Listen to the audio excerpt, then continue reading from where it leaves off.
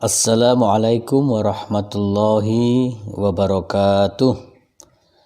Sahabat Islam aktual di mana saja berada, kali ini saya ingin mengajak teman-teman sekalian untuk hijrah.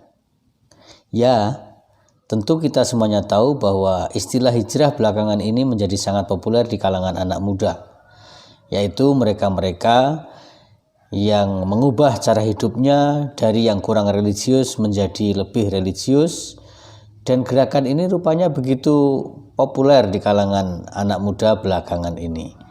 Nah, saya ingin mengajak teman-teman sekalian hijrah dalam arti yang berbeda, bukan hijrah dalam arti yang sekarang ini kita saksikan bersama-sama. Kawan-kawan sekalian, sahabat Islam aktual di mana saja berada, istilah hijrah tentu kita tahu semuanya. Istilah ini diambil dari perpindahan Nabi Muhammad dari Mekah ke Madinah yang lalu diabadikan sebagai tahun Islam dan disebut dengan tahun Hijriyah. Kepindahan Nabi Muhammad bersama para sahabat dari Mekah menuju Yathrib, sebelum bernama Madinah, kota itu bernama Yathrib, sebenarnya bukan semata-mata hijrah fisik. Betapapun kita tahu halangan-halangan dan tantangan fisik beliau hadapi secara luar biasa. Tetapi lebih jauh dari itu, hijrah ini adalah sebuah hijrah yang dibarengi dengan totalitas. Menghijrahkan raga dari satu tempat lama yang telah dikenal menuju tempat baru yang asing dengan jarak yang tidak pendek memang memerlukan perjuangan dan pengorbanan. Terlebih di bawah ancaman dan tekanan. Tetapi semua itu menjadi hampa makna manakala hijrah ragawi itu tak diiringi dengan hijrah batini. Karena itu sahabat Islam aktual, peristiwa hijrah Nabi Muhammad lebih dari sekedar hijrah fisik dan geografis, tetapi adalah juga hijrah tekad. Sebuah tekad meninggalkan masyarakat yang primitif menuju masyarakat yang setara, berperadaban dan bermartabat. Hijrah Nabi Muhammad bermakna pula hijrah hati, yaitu dari hati yang dipenuhi dengan permusuhan, sakwa sangka, dendam, dan menuju hati yang diliputi persaudaraan, cinta, kasih sayang, dan kedamaian. Di Madinah, nama baru yang diberikan oleh Nabi Muhammad untuk mengganti Yathrib, Rasulullah menancapkan tonggak-tonggak persaudaraan dalam hati setiap muslim dan non-muslim. Menata hati manusia dari berbagai latar belakang, suku yang berbeda, orientasi politik yang berbeda, latar belakang ekonomi yang berbeda, bahkan juga keyakinan imani yang berbeda. Lalu tumbuhlah benih-benih persaudaraan yang disemai Nabi Muhammad tersebut dalam hati setiap manusia, utamanya kaum muslimin. Mula-mula di antara kaum muhajirin, yakni mereka yang menyertai Rasulullah dari Makkah ke Madinah, dan kaum Ansor, yaitu penduduk asli Madinah yang menyambut kedatangan kafilah kekasih Allah Nabi Muhammad itu. Mereka memberikan pertolongan kepada para pendatang dan menyambut mereka laksana saudara yang lama terpisahkan. Maka persaudaraan dan persatuan kemudian meluas kepada kelompok-kelompok suku lainnya yang ada di Madinah. Misalnya Banu Aus, suku Khazraj, Banu Qunaiqa, Banu Nadir, dan seterusnya dan seterusnya. Mereka bersatu dalam membangun masyarakat baru. Masyarakat baru itu adalah masyarakat Madinah Al-Munawwarah di bawah naungan ajaran cinta kasih sayang Rasul pilihan Allah. Sahabat Islam aktual, memang tidak semua penghuni kota baru itu adalah muslim. Tetapi tak ada alasan untuk menjadikan perbedaan keyakinan dan ras itu sebagai faktor pemecah belah. Maka diabadikanlah tekad menciptakan harmoni sosial dalam dokumen yang kemudian dikenal dengan Sahifah Madinah atau Piagam Madinah.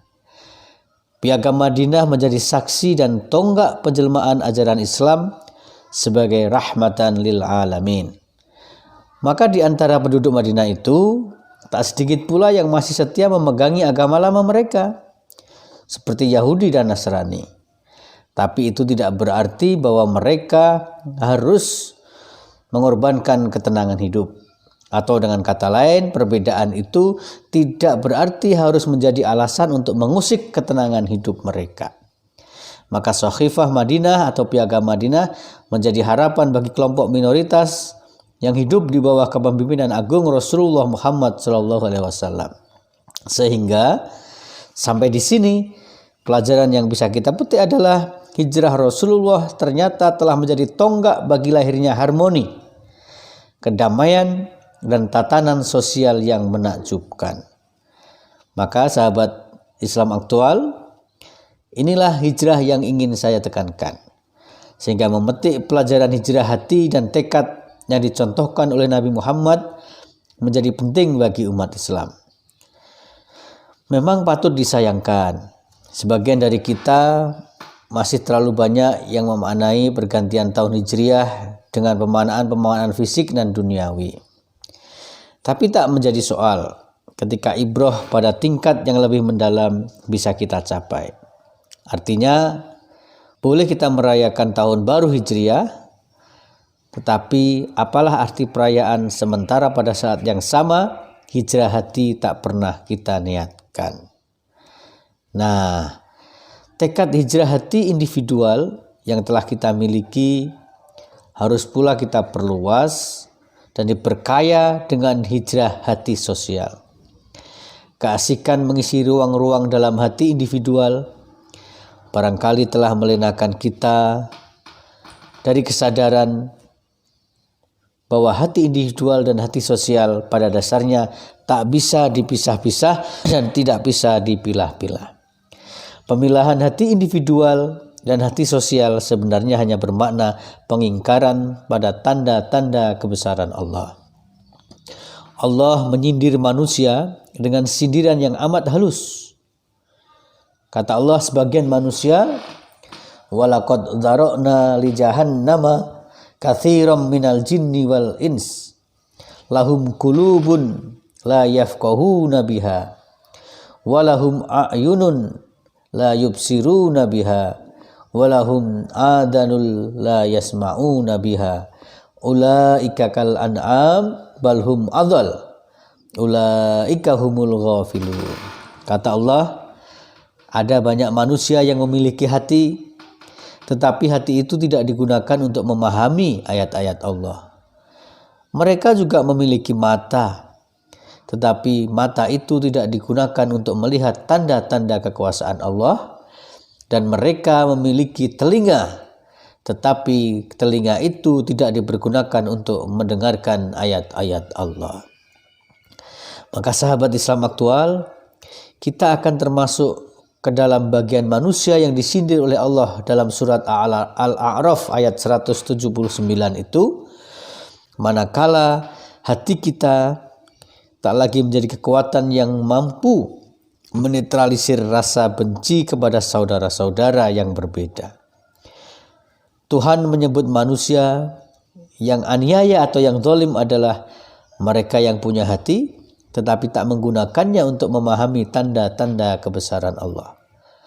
Disinilah kita melihat sahabat Islam aktual, banyak hati yang tak mau berhijrah karena mengingkari tanda-tanda kebesaran Allah. Apakah kita hendak menyangkal bahwa Tuhan menciptakan manusia berbeda-beda, baik dalam hal fisik, bahasa, pemikiran, kebudayaan, tata cara, dan sejenisnya? Kata Allah, jika aku berhendak, akan aku jadikan manusia adalah satu umat. Tetapi Allah tidak melakukan itu supaya manusia saling mengenal, memahami, dan di atas segalanya adalah mempraktekkan toleransi dan menciptakan perdamaian di atas perbedaan. Nah, maka jika kita mengingkari tanda-tanda kebesaran itu dengan jalan menafikan segala bentuk perbedaan yang ada dalam kehidupan manusia, sahabat Islam aktual, sesungguhnya kitalah yang disebut oleh Allah sebagai lahum kulubun, tetapi la yafqahuna biha. Mereka punya hati, tetapi hati itu tidak digunakan untuk berpikir, untuk memahami ayat-ayat Allah Subhanahu wa taala. Demikian pula kita akan termasuk ke dalam sindiran Allah ketika mata yang dikaruniakan oleh Allah ternyata tak lagi peka membaca tanda-tanda keagungannya. Sekali lagi, keagungan Allah bukan hanya pada hal yang besar, bahkan keagungan Allah terdapat pula dalam hal-hal kecil yang Ia ciptakan. Maka jika mata kita nanar melihat saudara kita berkuasa, sesungguhnya mata kita gagal membaca tanda-tanda keagungan itu.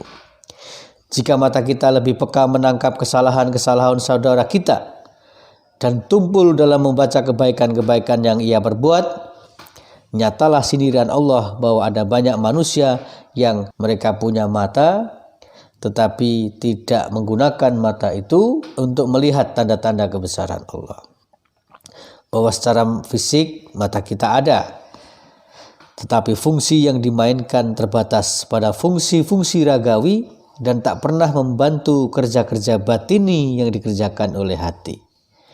Mata raga kita terlampau silau melihat perbedaan di luar diri kita, sehingga hanya karena perbedaan aliran politik, sikap hidup, prinsip beragama, dan ekspresi keberagamaan misalnya, lalu mata kita, mata hati dan batin kita tertutup.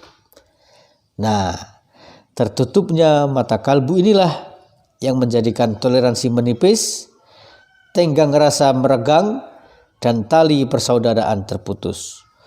Alangkah malangnya manusia dan kemanusiaan ketika semua ini menjadi pemandangan keseharian hidup kita.